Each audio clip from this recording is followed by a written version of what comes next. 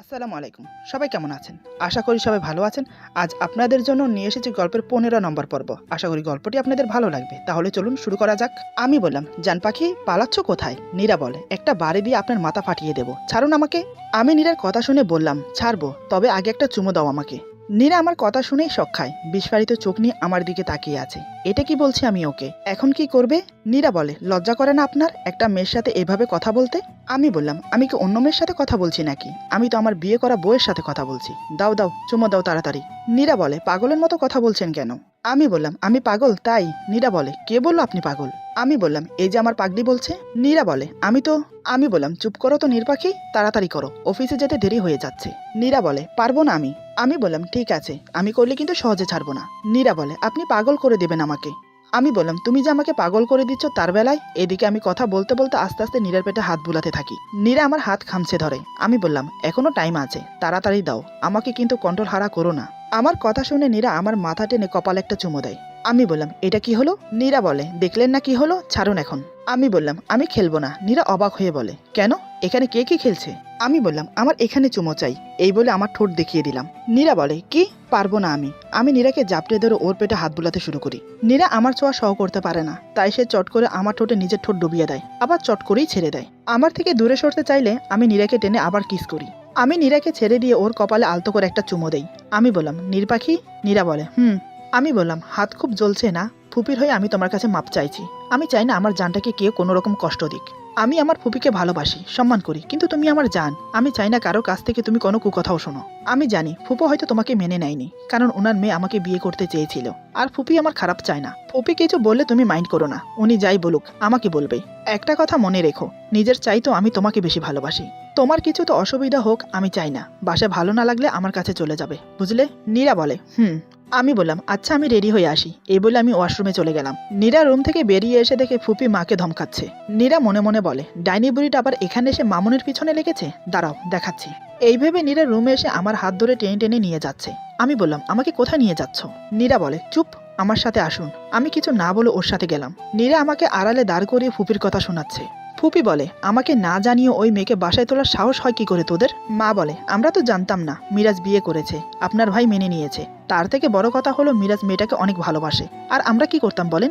ফুপি বলে, খুব পাখনা বেড়েছে তোদের ওই মেয়েকে নিয়ে, পাখনা কেটে দেবো আমি। ফুপির কথা শুনে আমি নীরার দিকে তাকিয়ে আছি, আর নীরা আমার দিকে। পরে নীরা আমাকে রুমে নিয়ে আসে। নীরা বলে, আমি কিছু মনে করিনি, উনি তো আমাকে পছন্দ করেন না, তাই এমন বলছে। কোনো ব্যাপার না, উনি আপনার কোনো ক্ষতি করবেন না, খুব ভালোবাসে তো আপনাকে। আর মামনি বা কি করবে, বারবার এমনই চলে আসছে।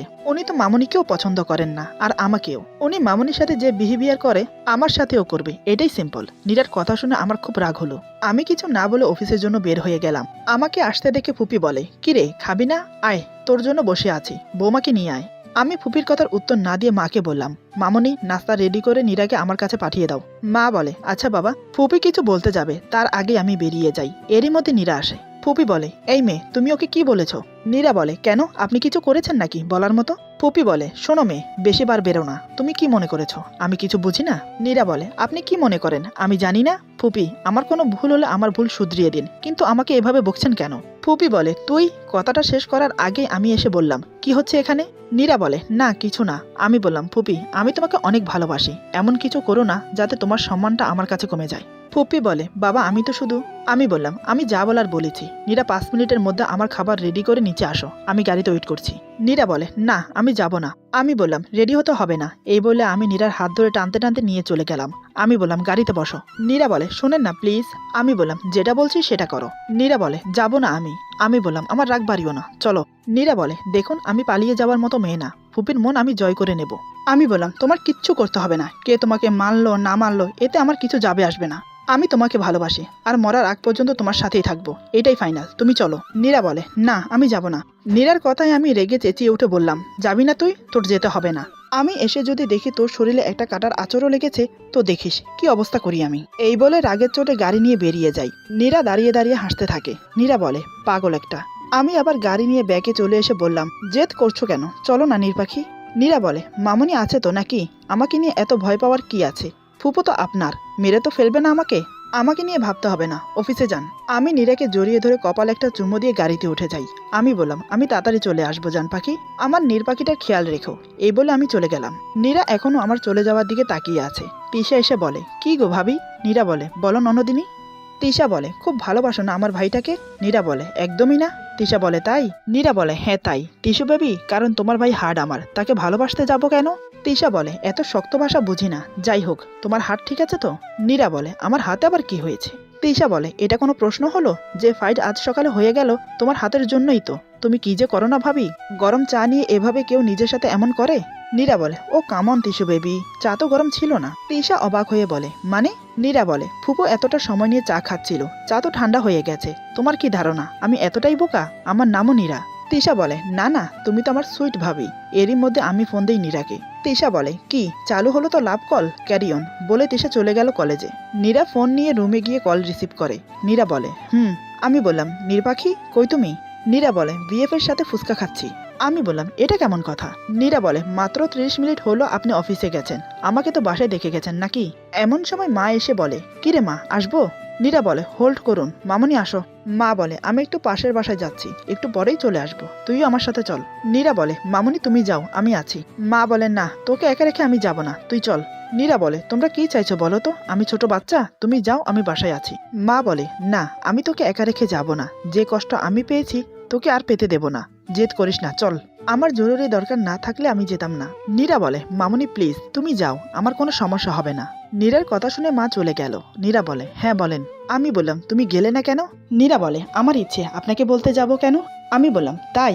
বাসায় আসি আজ, তোমার ইচ্ছে বের করে দেব। এখন ল্যাপটপটা অন করো, আমি ভিডিও কল দেব। নীরা বলে, কেন? আমি বললাম, নীর পাখি প্রশ্ন করো না তো, যা বলছি তাই করো। নীরা বলে, আমি পারবো না। আমি বললাম, কথা না শুনলে এখন বাসায় গিয়ে ঠাস করে একটা গালের উপর দেব। নীরা বলে, আপনি সবসময় এমন করেন কেন আমার সাথে? আমি বললাম, আমার ইচ্ছে, 2 মিনিটের মধ্যে ল্যাপটপ অন করে কল রিসিভ করো। নীরা ফোন কেটে বিছানার উপর ফেলে দিয়ে ল্যাপটপ অন করতে করতে আমাকে গালি দিতে শুরু করে।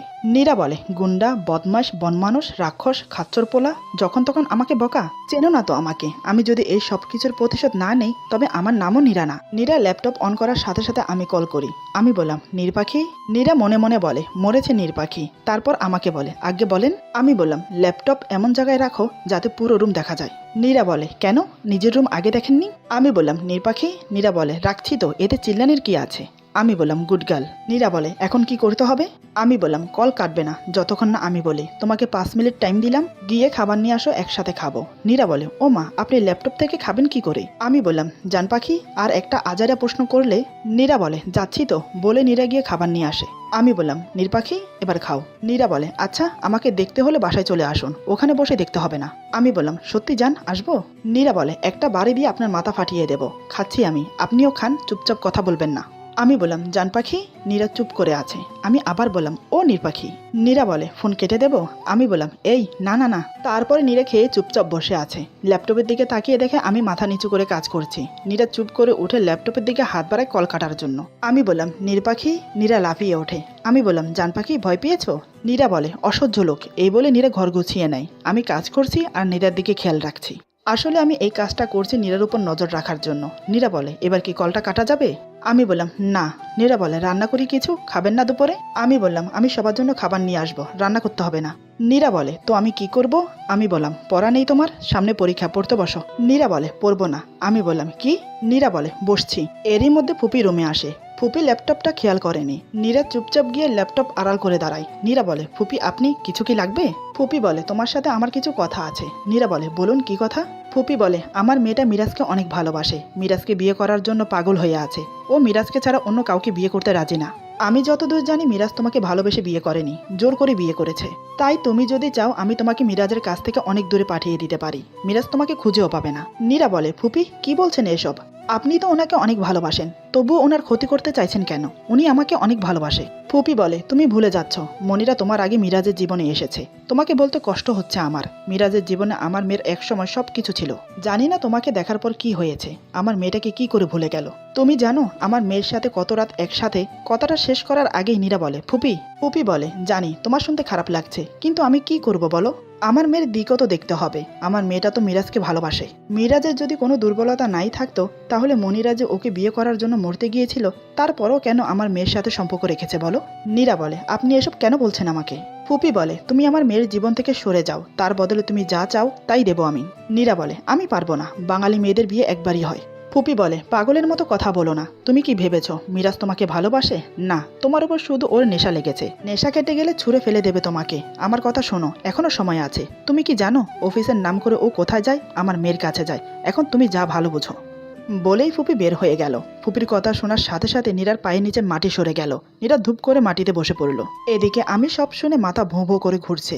আমি বললাম, নীর পাখি আমার কথাটা শোনো। নীরা উঠে ল্যাপটপের দিকে না তাকিয়েই ল্যাপটপ বন্ধ করে দিল।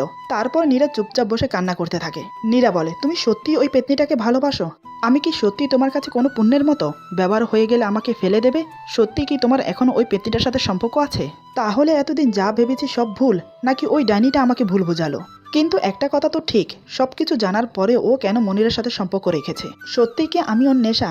ও কি সত্যি ওই শাকচুন্নির সাথে রাত? না না, ও এমনটা করতে পারে না। ও আমাকে অনেক ভালোবাসে। ওই মুটকি চালের বস্তা রাশিয়ান গাড়ি আমাকে মিথ্যে বলেছে। আমি ওর কথা বিশ্বাস করি না। কোথাও যাব না আমি, এটা আমার সংসার। সবকিছুতে শুধু আমার অধিকার আছে, শুধু আমার। মিরাজ শুধু আমার, আমি ওকে ছেড়ে কোথাও যাব না। কিন্তু ও তো, সত্যিই তো আমি ওদের মাঝখানে চলে এসেছি। তাহলে তো আমারই চলে যাওয়া উচিত, কারণ একটা মেয়ে হয়ে আমি কি করে অন্য একটা মেয়ের ক্ষতি করতে পারি? আমি চলে যাব তোমার জীবন থেকে। নীরা এক রাশ কষ্ট নিয়ে উঠে ওয়াশরুমে চলে যায়। গোসল করে খুব নর্মাল একটা শাড়ি পরে নেয়। সব গহনা খুলে রেখে একদম সাদামাটা হয়ে তিশাকে ফোন দেয়। তিশা বলে, হ্যাঁ ভাবি বলো। নীরা বলে, তোমার ভাইকে দেখে রেখো। তিশা বলে, কেন, বাপের বাড়ি যাবে? নীরা বলে, না, মরতে। তিশা বলে, ভাবি ফাজলামো করো না তো, কি হয়েছে বলো। নীরা বলে, মনিরা তো তোমার ভাবি হয়ে আসবে, তখন আর আমাকে মনে পড়বে না তোমার। আমি কিছু নিচ্ছি না সাথে, সব রেখে যাচ্ছি। তোমার ভাইকে বলো আমাকে যেন না খোঁজে। এই বলে চিৎকার করে কেঁদে ওঠে। তিশা বলে, ভাবি আর ইউ ওকে? কি হয়েছে আমাকে বলো। কে কি বলেছে মনিরা আপুকে নিয়ে, সত্যিটা বলো। নীরা বলে, তোমরা সবাই ভালো থেকো। তিশা বলে, ভাবি ভাবি। নীরা ফোন কেটে দেয়। তিশা আর দেরি না করে তাড়াতাড়ি গাড়িতে উঠে বেরিয়ে আসে। নীরা কান্না করতে করতে রুম থেকে বেরিয়ে বাসা থেকে বের হতে যাবে, তখনই ফুপি বলে, তাহলে আমার কথা শুনলে, এতে তোমারই ভালো, সাথে ওদেরও। নীরা কোনো কথা বলে না। ফুপি বলে, চলো, তোমার কষ্ট করতে হবে না, আমি নিজেই দরজা খুলে দিচ্ছি। এই বলে ফুপি দরজা খুলে দেয়। নীরা বের হতে গেলেই আমি সামনে এসে দাঁড়াই। নীরা তাকিয়ে দেখে আমি মনিরার হাত ধরে আছি। এটা দেখে নীরা আরো ফুপিয়ে কেঁদে ওঠে। এরই মধ্যে মা আর তিশাও চলে আসে। ফুপি বলে, আমি জানতাম তুই আমার মেয়েকে ছাড়া থাকতে পারবি না, আয় তোরা ভিতরে আয়। আমি মনিরার হাত ধরে ভিতরে গিয়ে মনিরাকে মেঝেতে ছুঁড়ে ফেলে দেই। মনিরা ব্যথায় কুকিয়ে ওঠে। ফুপি বলে, মিরাজ এটা কি করলি? আমি কোনো কথা বলছি না। মা বলে, কি হচ্ছে এসব, কি হয়েছে? তিশা বলে, ভাবি কোথায় যাচ্ছিলে তুমি? পাগল হয়ে গেছো? তুমি জানো না ফুপি কেমন? ওনার কথা তুমি বিশ্বাস করতে গেলে কি হতো এখন? ফুপি বলে, তিশা বেশি কথা বলবি না, ছোট ছোটর মতো থাক। আমি বললাম, ও ছোট, আমি তো ছোট না, তোমার সাহস কি করে হয় নীরার কাছে ওসব কথা বলার? ফুপি বলে, কোন কথা? আমি বললাম, একদম নাটক করবে না আমার সাথে। কি ভাবো আমি কিছু জানতে পারবো না? ফুপি বলে, ওই মেয়েটা আবার তোকে কিছু ভুলভাল বুঝিয়েছে, আর তুই বিশ্বাস করে নিলি? আমি ফুপির কথা শোনার সাথে সাথে ড্রয়িং রুমের কাছের টেবিলের উপর একটা লাথি মারি। আমি বললাম, ছি ফুপি ছি, এতটা নিচে নামতে পারো তুমি? আমার সত্যিই জানা ছিল না, আমার সাথে তুমি এমনটা করতে পারলে? ফুপি বলে, দেখ বাবা, তুই আমাকে ভুল বুঝছিস। মা বলে, কি হয়েছে, কেউ কিছু বলবে আমাকে? আমি বললাম, কেউ কোনো কথা বলবে না, কথা হবে আমার আর ফুপির মধ্যে। তো ফুপি, আজ তুমি কি কি যেন বলছিলে, এখন সেগুলো বলো আবার। ফুপি বলে, কি, আমি কি বলেছি? আমি বললাম, একদম মিথ্যে বলবে না, বলে দিচ্ছি। তুমি কি ভাবো আমার পিঠ পিছে এত কিছু করবে আর আমি জানতে পারবো না? ফুপি বলে, কি বলতে চাচ্ছিস তুই? আমি বললাম, আজ একটু আগে তুমি যেসব কথা আমার বইয়ের কাছে বলেছো, সেসব কথা এখন আবার আমার সামনে দাঁড়িয়ে বলবে। মনিরা বলে, মিরাজ তুই আমার সাথে এভাবে উঁচু গলায় কথা বলতে পারিস না। আমি বললাম, চুপ, আমি কি করতে পারি আর না পারি তোরা খুব ভালো করেই জানিস।